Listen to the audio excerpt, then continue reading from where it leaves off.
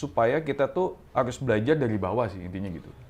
Ya, jadi kalau saya nanti, ya memang anak-anak saya pun juga ke depan, I have to treat them dari bawah, terus naik step by step supaya mereka juga bisa menempa ilmu yang kadang-kadang tidak bisa diajarin dari orang tua saja gitu loh. Dan belajar juga untuk menjadi street smart gitu.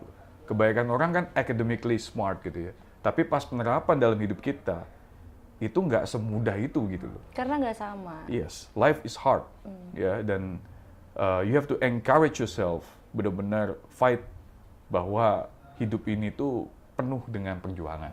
Semua ada artinya, so even my name, Jeffrey Chete, kan ada artinya. Iya, Fotanlux relate ada tetap ya, artinya. pokoknya ini cuan aja. Yes, pokoknya cuan-cuan.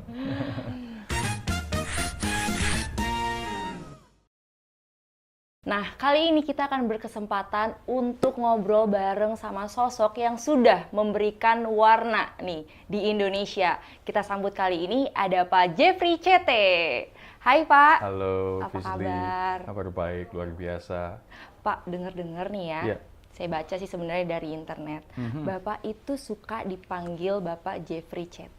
Yes. Nah, boleh tahu nggak? Padahal kan saya taunya Jeffrey Chandra nih. Sebenarnya Jeffrey Chete itu apa sih Pak? Nah, CT itu adalah singkatan ya. Jeffrey Chandra Corwinata, saya singkat Jeffrey CT. Satu, supaya orang gampang hafalnya, Fisli. Ya, kalau di telepon itu kan CT kan lebih mudah ya di save. Tapi yang paling terpenting ini adalah CT itu ada artinya. Apa tuh Pak? Yang pertama kita harus cinta Tuhan. Kalau udah cinta Tuhan, pasti kan kita cuan terus. Kalau cuan terus, pasti jadi calon triliuner. Calon triliuner gimana? Karena saya usahanya di usaha chat, kita chat terus. Supaya cakep terus. Jadi ada 5 artinya dari 5 CT CT itu. ya, Yes. untuk support dari usaha Bapak nih, Fotanlux ya? Yes, dan nama itu kan penting ya. Yes. Nama itu membawa berkah. Dan kalau ada definisi yang bagus, itu menjadi satu pedoman buat kita. Supaya kita tetap semangat dan terus bangkit dan pokoknya never say die. Harus maju terus. Gitu. Nah, mewarnai Indonesia adalah salah satu tagline yang Bapak gunakan sebenarnya. Aha. Tapi sebelum kita jauh kepada Fotanluxnya sendiri, saya mau tanya nih Pak. Bapak sebagai Presiden Director dari Fotanlux. Yep. Ini kan posisi yang tertinggi lah ya di perusahaan untuk mengambil keputusan. Yes, betul. Dengan usia Bapak mungkin sudah belum terlalu tua, bahkan masih awet muda banget nih Pak. Perjalanannya pasti bukan perjalanan yang mudah. Iya. Dengan pendidikan yang Bapak alami, Bapak lewati, seberapa penting sih sebenarnya mempengaruhi proses Bapak untuk menjadi seorang Presiden Director? Well, it's benar-benar harus work hard banget. Saya tuh bukan dari keluarga yang memang golden spoon, ya, yang hidupnya enak dari kecil, enggak. Jadi memang saya tuh step by step gitu. Dari kecil saya SMP aja udah di Singapura dan tinggal sama guardian, tinggal sama orang, dan di sana pun saya juga belajar untuk usaha gitu loh. Jadi biar punya foundation sebelum kita nerusin perusahaan orang tua ini gitu kan. Jadi saya dulu pernah jualan di pasar malam ya, jualan otak-otak, jualan orange juice, everything I do it myself. Tapi lumayan gitu, maksudnya satu hari saya bisa dapat $50 gitu. Wow. Jadi memang kita suka aja ya dagang gitu kan, walaupun industrinya F&B. Dan terus pas di Australia juga sambil kuliah saya juga kerja di supermarket, kerja di pabrik cat, juga pernah juga pabrik cat gitu. Terus pernah kerja di McDonald gitu ya. To have this experience supaya kita tuh harus belajar dari bawah sih intinya gitu. Ya, jadi kalau saya nanti, ya memang anak-anak saya pun juga ke depan, I have to treat them dari bawah, terus naik step by step supaya mereka juga bisa menempa ilmu yang kadang-kadang tidak bisa diajarin dari orang tua saja gitu loh. You have to get it from the social life, ya kan? It is very important. Dan belajar juga untuk menjadi street smart gitu loh. Kebanyakan orang kan academically smart gitu ya, tapi pas penerapan dalam hidup kita, itu nggak semudah itu gitu loh. Karena nggak sama. Yes, life is hard, ya, dan you have to encourage yourself, benar-benar fight bahwa hidup ini tuh penuh dengan perjuangan. Jadi untuk mendapatkan sekarang sampai di posisi director itu bagi saya cukup sulit ya, tapi dengan perjuangan, dedikasi, dan kita fokus dengan apa yang kita lakukan, ya pasti kita bisa menjadi leader yang baik sih. Gitu. Nah, tadi Bapak ada sempat menyinggung tentang proses Bapak untuk sampai di posisi sekarang itu melalui beberapa proses pendidikan di Singapura. Yeah. Nah, dengar-dengar Bapak tuh tadinya ngambil sekolah itu bukan tentang bisnis, Pak. Oh iya, jadi di Singapura itu tentang sekolah yang cukup berbeda dengan posisi presiden direktur sekarang. Nah, boleh tuh Pak diceritain. Yeah. Jadi saya pas SMP itu di Singapura pernah ikut ekstrakurikuler militer gitu ya, angkatan darat di sana, dan saya suka gitu dengan army ya, maksudnya dengan militer ini, because it trains us to be tough gitu. Jadi hidup itu kan penuh dengan tantangan, mental ini penting gitu. Kita kalau mindset kita ini gagal, whatever things that you do, mau kamu jadi employees, mau kamu jadi seorang entrepreneur, mau jadi seorang investor, itu kalau ininya nggak kuat, selesai. Contoh kamu investasi misalnya, jadi investor saham, ya. Kalau kamu mau nyetrit, pokoknya terbawa dengan ini kan akhirnya masalah kan, karena ini mindset kan, dan mentalnya itu kena gitu loh. Nah sama juga sebagai karyawan misalnya, diomelin bos dikit, udah ngoceh-ngoceh, udah ngeluh, ya kan mental lagi tuh. Nah, kalau jadi pengusaha, entrepreneur, kalau kita nggak sabar, kita nggak lakukan itu penuh dengan dedikasi kita, it's gonna be a problem. Makanya saya ambil militer ini karena saya merasa saya menempa diri saya untuk menjadi orang yang lebih kuat, ya, lebih dahsyat lah kayak begitu. Jadi Singapura, it's a moment where I grow myself to become somebody that is highly strong mentality gitu.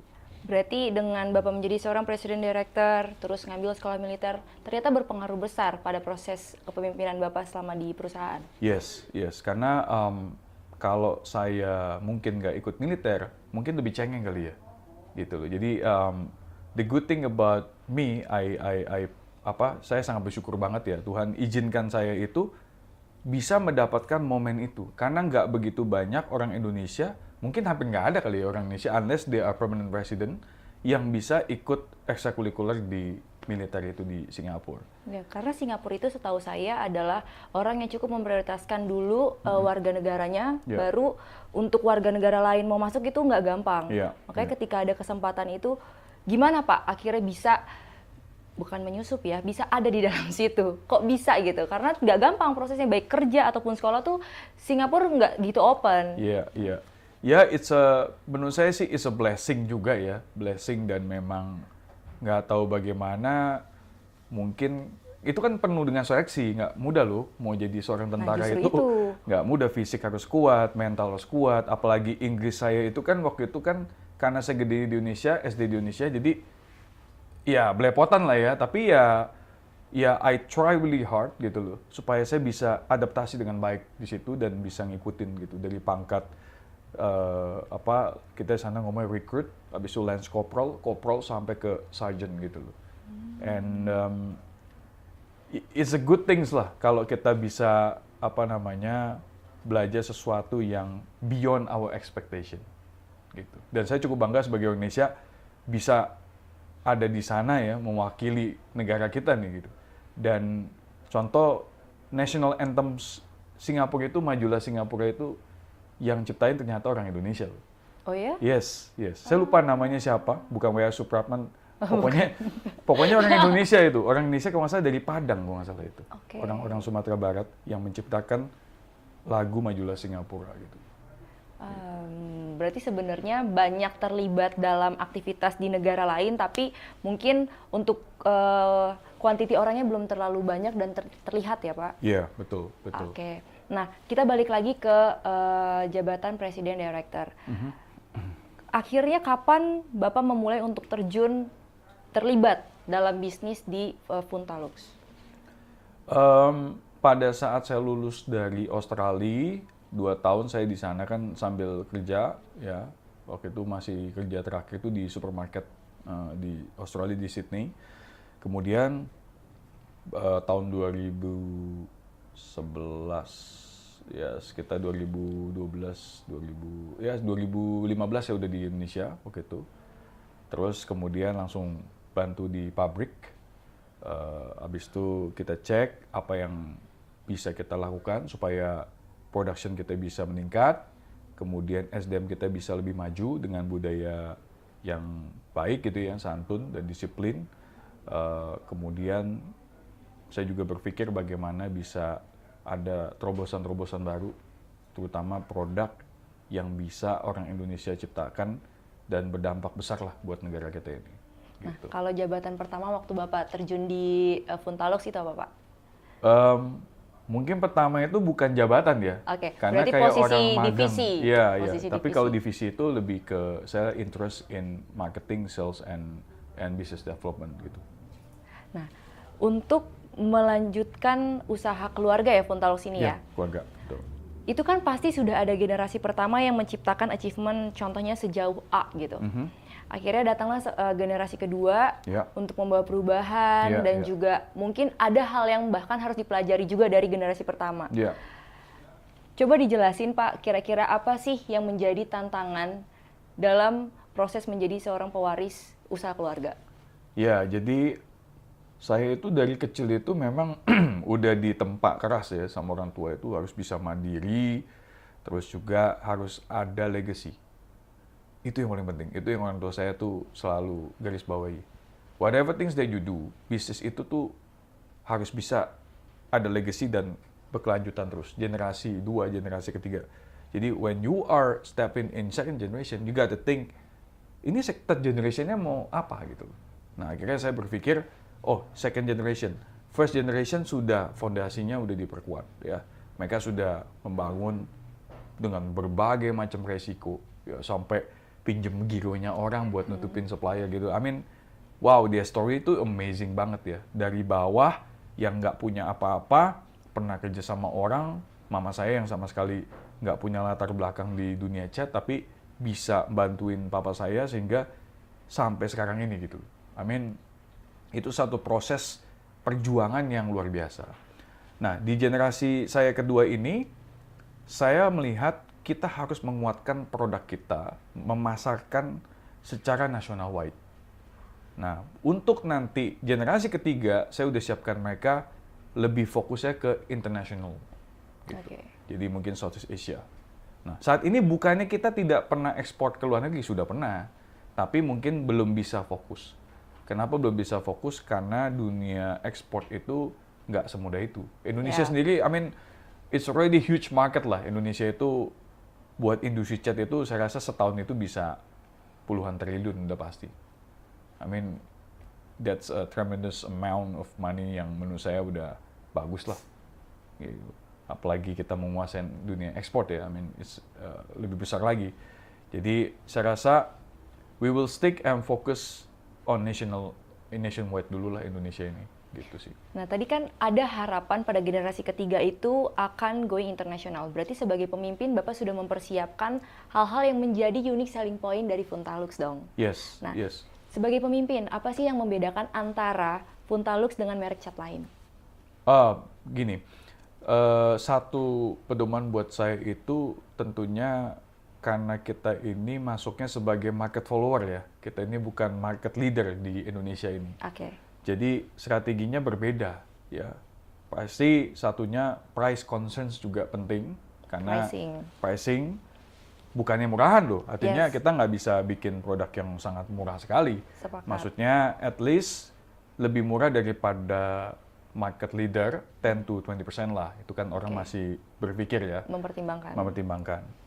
Dan yang membedakan ini juga kita sedang labeling dan terus mempromosikan bangga buatan Indonesia gitu. Jadi kita mau angkat nasionalismenya gitu. Bahwa kalau kita cinta sama Indonesia, kita juga cintai produk-produk Indonesia, Funtalux lokal. Iya, masuk itu. Jadi brand awareness. Yes. Jadi itu yang kita lakukan. Dan saat ini juga Funtalux sebagai awareness terhadap publik, kita juga melakukan CSR gitu. CSR kita mungkin ngecat di bawah kolong jembatan yang memang ada unsur baiknya ya, maksudnya kolong jembatan ini bukan vandalism. Berkontribusi lah untuk yang membutuhkan. Ya, kayak message yang membangun motivasi orang supaya lebih hati-hati di jalan dan lain sebagainya. Dan juga di area-area perkampungan-perkampungan yang membutuhkan cat supaya hidup mereka lebih berwarna-warni, ya kita juga salurkan itu. Terus rumah ibadah juga kayak baik ada masjid, ada gereja, kita juga bantu lah untuk supaya termaintain dengan baik gitu. So Indonesia ini saya kira negara yang banyak culture, banyak agama juga ya. So kalau kita bisa rawat ini dengan baik, saya rasa Indonesia bisa lebih maju dan juga terlihat indah oleh orang asing lah, gitu sih. Tadi kan memang disampaikan bukan menjadi market leader, market follower, tapi kan pasti market follower itu ada strateginya juga kan Pak? Apa sih yang menjadi produk unggulan Hutanlux yang bikin walaupun market follower tapi tetap harus pilih Hutanlux? Oke, produk itu kalau cat itu boleh dikatakan semuanya itu mirip-mirip, nggak ada yang exact berbeda. Artinya tuh spektakuler banget lah gitu ya. Nah saat ini kita lagi memang sudah ada produknya itu cat antivirus, antibakteri dan anti kuman itu buat interior gitu ya. Kalau buat cat eksterior kita ada cat buat gedung yaitu cat eksterior yang mengandung elastomeric sehingga dia juga ada fungsi dari waterproofing gitu. Waterproofing? Ya, jadi begitu banyak cat itu yang buat eksterior terutama itu tidak bisa menutupi retak-retak halus. Iya, sama misalkan kayak ada air kayak ada air gitu jadinya bentuknya di temboknya nggak sih Pak? Iya, itu juga self-cleaning technology yang di dalam formulasi kita juga dimasukkan sehingga airnya itu tidak tidak Rembes. floating di situ gitu. Jadi dia akan turun ke bawah. Jadi tampilannya itu lebih ke arah semi gloss. Itu kalau produk eksterior dan saya kira yang lain-lain itu ada juga sih kayak misalnya cat waterproofing yang terbaik kita jenisnya polyurea, cat anti gempa gitu-gitu, cat juga anti panas gitu ya.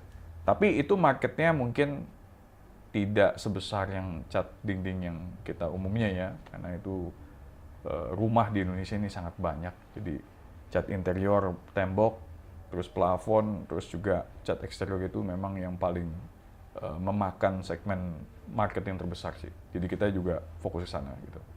Nah, tadi kan kita sudah panjang nih bahas tentang catnya. Sebenarnya nama dari Hutanlux ini juga menarik buat saya. Apa sih sebenarnya arti dari Hutanlux ini? Nah, itu dia. Hutanlux itu, Fu itu artinya tuh rezeki lah. Ya, Fu. Oh, Fu. Fu itu artinya rezeki atau hoki ya. Hoki. Ta itu artinya besar. Lu itu adalah jalan. Jadi Hutanlux itu artinya perusahaan yang hoki besar sepanjang jalan. Amazing kan? Semua ada definisinya, semua ada artinya. So even my name, Jeffrey Cete, kan ada artinya. Relate tetap pokoknya ini cuan aja. Yes, pokoknya cuan-cuan.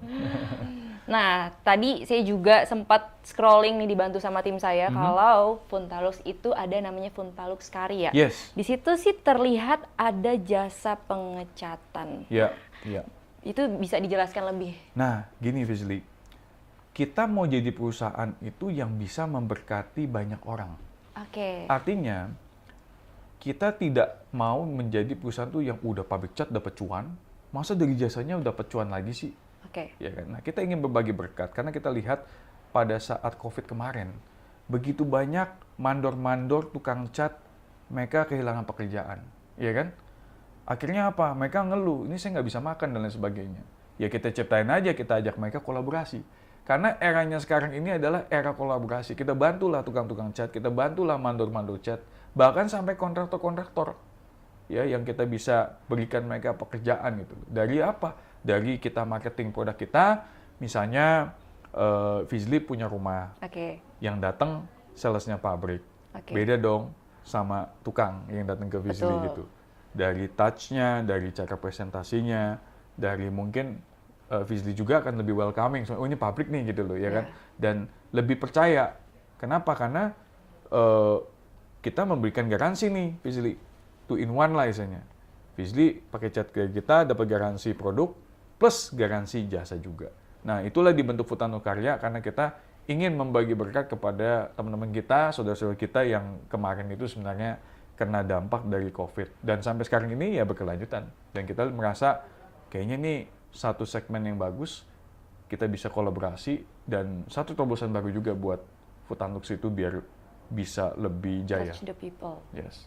Nah, tadi Bapak ada singgung soal garansi. Nah, Lalu itu sebenarnya garansi seperti apa? Sama dengan Foodtanduk ini tadi sudah memberkati banyak orang, sudah berapa proyek yang akhirnya Ya. terlaksana? Jadi gini, Fizly, kebanyakan di lapangan yang saya pelajarin, karena saya sering ke lapangan, banyak owner-owner itu merasa, aduh saya kecewa loh dengan kontraktor ini, dengan mandor ini, dengan tukang ini. Kenapa?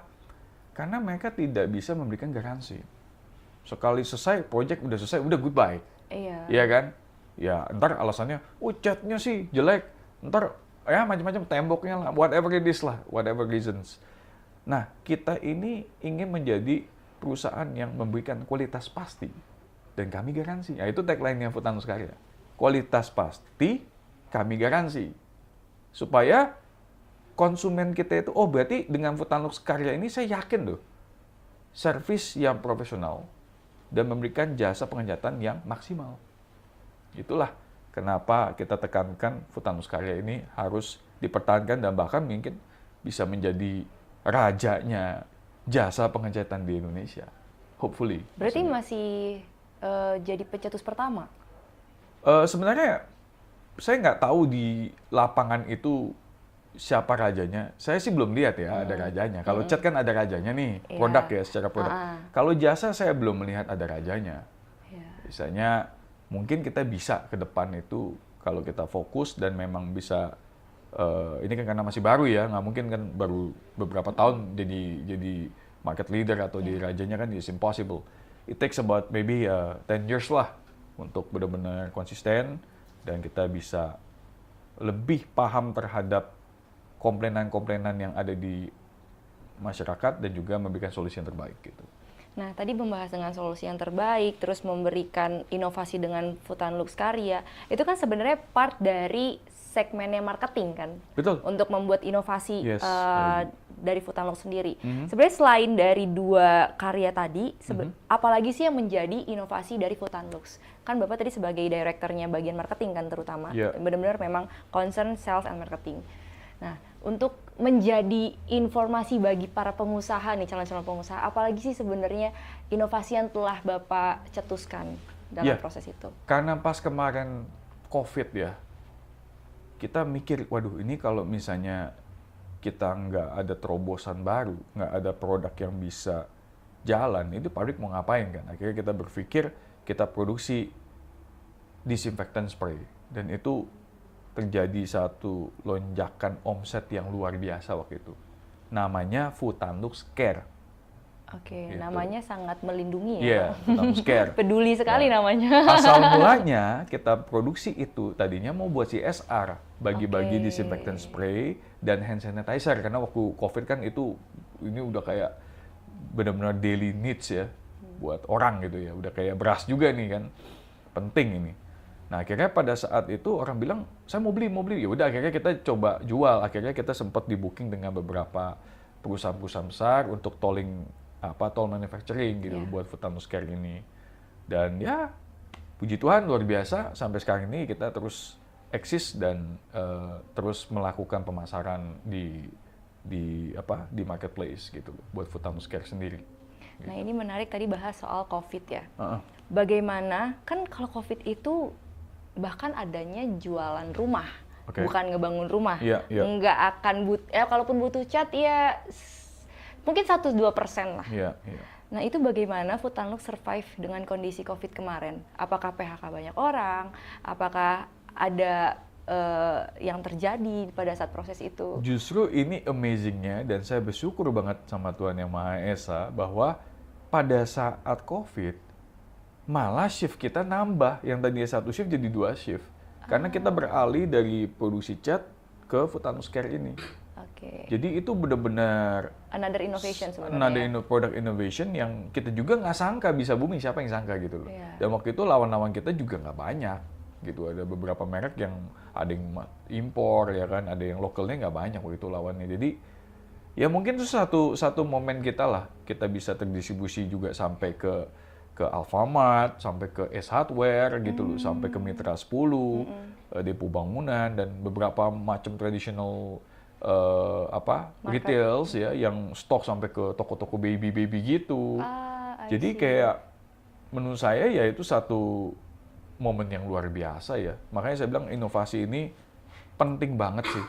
Penting banget. Tapi kita harus ngerti aja momentumnya tepat apa enggak sih. Itu pembelajaran. Perkara tadi momentum, Ya. terus habis itu dari perusahaan cat tiba-tiba mengeluarkan desinfektan, itu kan sebenarnya dua hal yang berbeda Berbeda. ya, berbeda.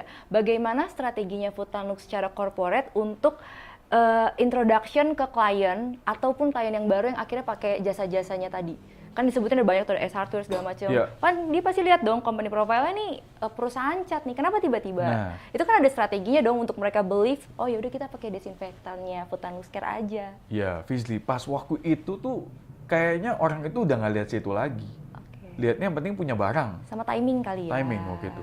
Waktu itu memang kita juga amazed juga kok bisa ya, maksudnya orang tuh nggak sampai fully thorough benar-benar careful banget dengan ini. Pokoknya yang penting ada barangnya ya udah orang beli. Dan memang kandungan kita itu kan kalau kita bisa bikin cat, bikin ini mah nggak susah. Gitu. Kita juga bikin sabun juga ini, kita ada sabun cuci Oke. tangan, kita juga bikin Carbo Cerave, Food Tanluk Care itu. Iya. Terus kita ada bikin dishwashing liquid, sabun cuci piring, Iya.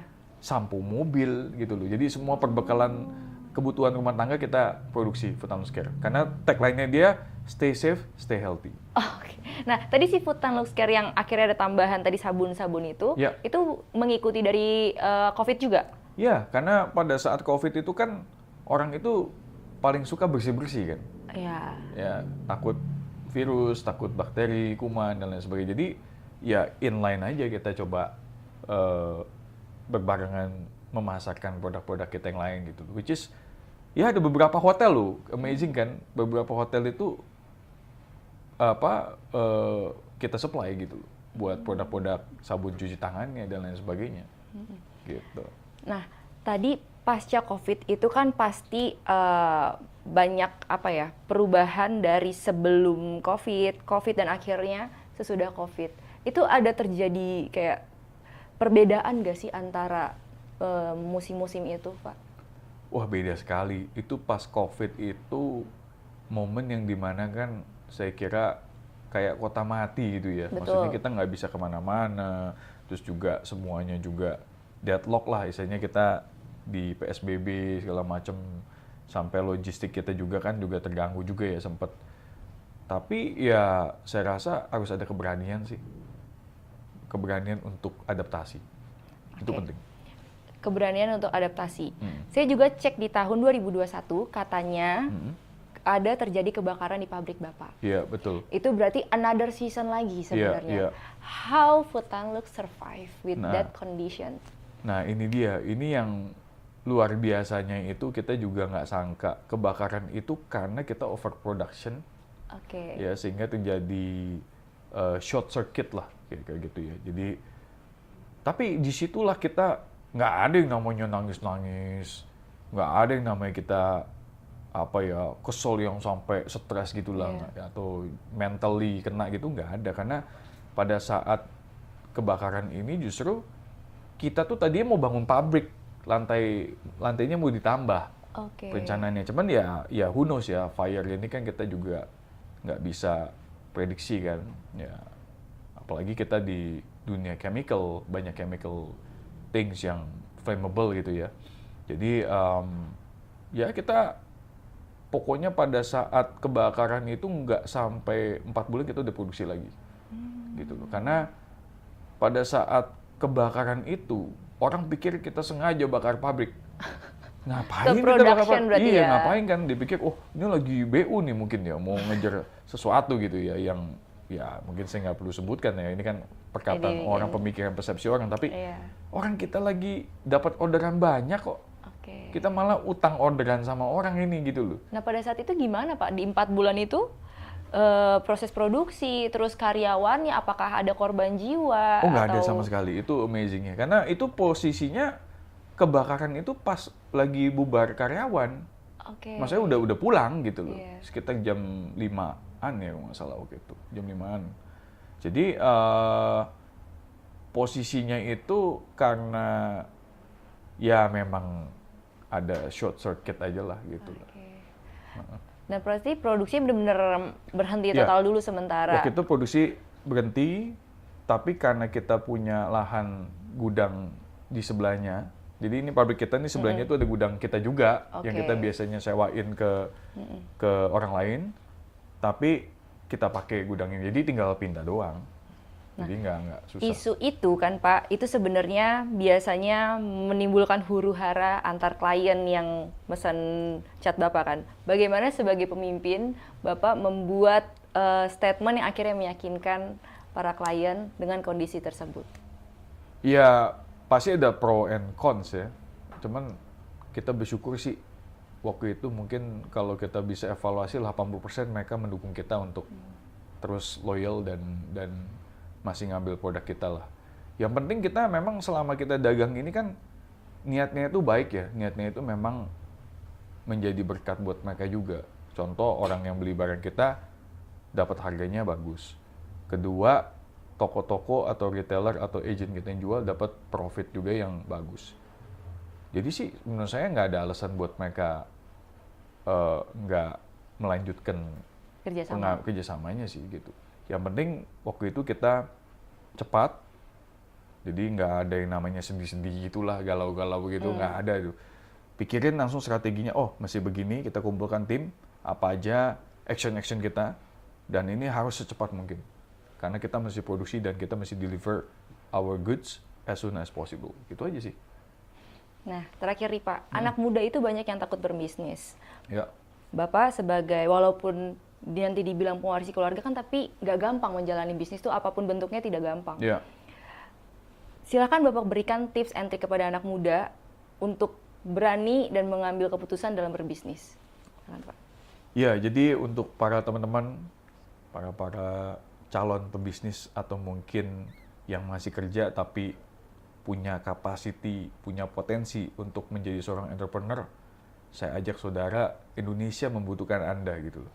Karena di sini kita kekurangan seorang entrepreneur, seorang pebisnis. Jangan sampai kita ini jadi budak asing nanti di kemudian hari. Karena mereka ini orang dari luar, investasi di Indonesia itu nggak main-main. Mereka itu punya modal yang sangat kuat. Dari negara mereka juga didukung oleh bank-bank ya, agar investasinya bisa ke negara Indonesia. Karena Indonesia ini adalah negara 4 terbesar di dunia. Dan terus population-nya itu growing. So, market-nya itu sangat bagus di Indonesia. Dan saran saya harus ada keberanian dan dedikasi Anda untuk berani untuk mencari market-nya apa sih Indonesia ini yang kira-kira berpotensi bagus dan bisa long lasting gitu loh. Ya janganlah Indonesia ini cuman kuatnya di sektor yang tidak baik di mata orang. Kalau bisa kita harus menjadi produsen ya, menjadi manufacturing power. Kita jangan sampai kalah dengan negeri Cina juga gitu loh. Kita harus tunjukkan ke mereka we are something dan we are benar-benar tuh punya satu perbedaan industri yang tidak bisa di-copy gitu sih. Jadi back again, have a courage dan cari terus apa yang you are passionate about, maksudnya apa yang Anda itu passion tentang bisnis itu, dan cari solusinya karena Indonesia ini perlu banyak solusi. Negara kita ini banyak masalah, dari kemacetan pun, dari apapun itu, kalau Anda bisa mencari solusinya, you will be somebody, for sure. Wih, Yes. keren. Thank you Pak Jeffrey Siap. sudah meluangkan waktunya. Nah, nanti buat penonton yang butuh solusi cat rumah, Food and Lux aja. Gimana Pak? Iya dong, harus. Food and Spain itu ada tagline-nya. Gimana Pak? Food Buat and Spain, closing. my color, my brand. Thank you. Yeah, thank you.